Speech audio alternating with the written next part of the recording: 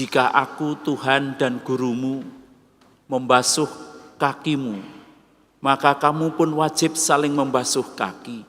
Sebab aku telah memberikan suatu teladan kepadamu supaya kamu juga melakukan seperti yang telah aku lakukan kepadamu. Bapak, Ibu, saudara-saudari, orang-orang muda, adik-adik sekalian, terlalu indah, terlalu kudus misteri Ekaristi dan pembasuhan kaki ini untuk banyak diterangkan. Maka lebih penting adalah sebagaimana kami sampaikan pada awal, rahmat yang perlu kita mohon adalah rahmat keberanian kita untuk disucikan, dibasuh oleh Tuhan. Tanpa penyucian, tanpa pembasuhan oleh Tuhan, kita tidak bisa memasuki Paskah sejati. Maka bagaimana rahmat ini bisa menjadi kekuatan, dorongan yang membantu kita untuk masuk ke dalam misteri Ekaristi. Satu lagi sebuah misteri yang sangat agung adalah pemberian diri Tuhan Yesus kepada para muridnya dengan memberikan tubuh dan darahnya. Dan itulah yang dilakukan oleh Tuhan untuk dikenangkan oleh para muridnya.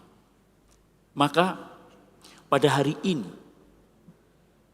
dua hal ini, dua misteri agung ini yang ingin kita mohon, tidak hanya kita pahami, tetapi kita mohon agar itu sungguh bisa hidup, bekerja di dalam jiwa kita masing-masing.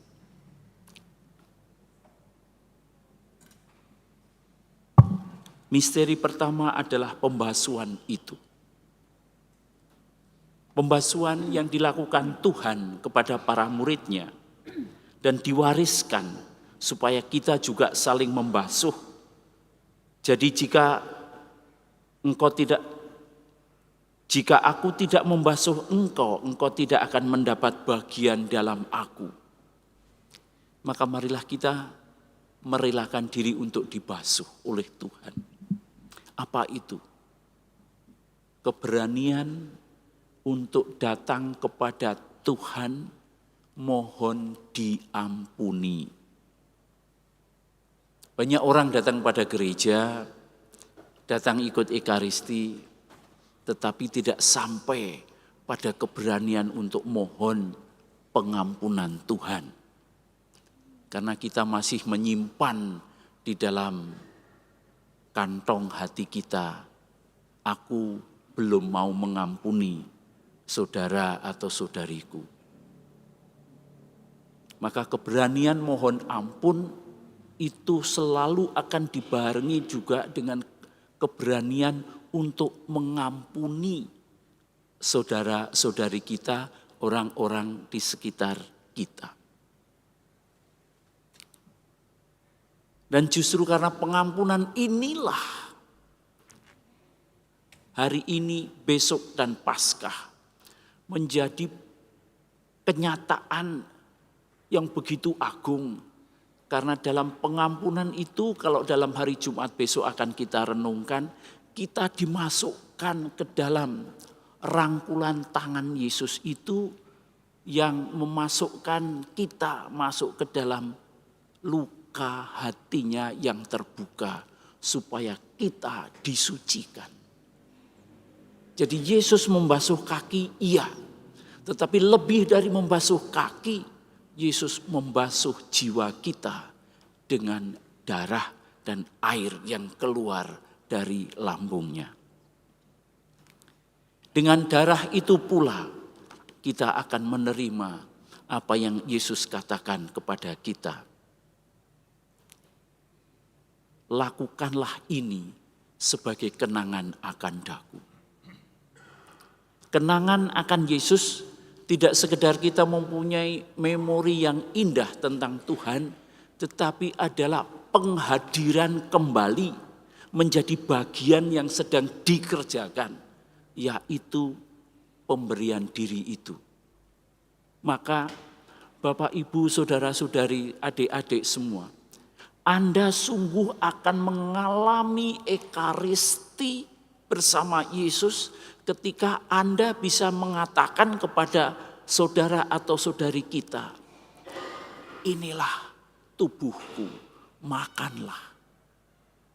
Ketika aku bisa mengatakan kepada anggota keluargaku, istri kepada suami dan anak-anaknya, inilah aku, makanlah. Sakit iya, gembira iya, penuh pengorbanan iya, sukacita iya. Demikian juga yang terjadi dalam keluarga dan komunitas-komunitas. Dan ketika kita ambil bagian dalam sakit yang menyayat karena pengampunan pada orang-orang di sekitar kita, pada pribadi-pribadi itu, itulah panggilan yang dikatakan Yesus kepada Petrus.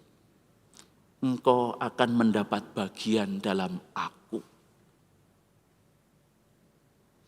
Ekaristi hanya akan bisa kita resapkan dan kita alami sesungguhnya ketika kita ambil bagian dalam pengampunan dengan pembersihan itu dan dengan pengorbanan, berani memberikan diri kita kepada orang-orang saudara-saudari kita di sekitar kita, lebih-lebih pada anggota keluarga kita.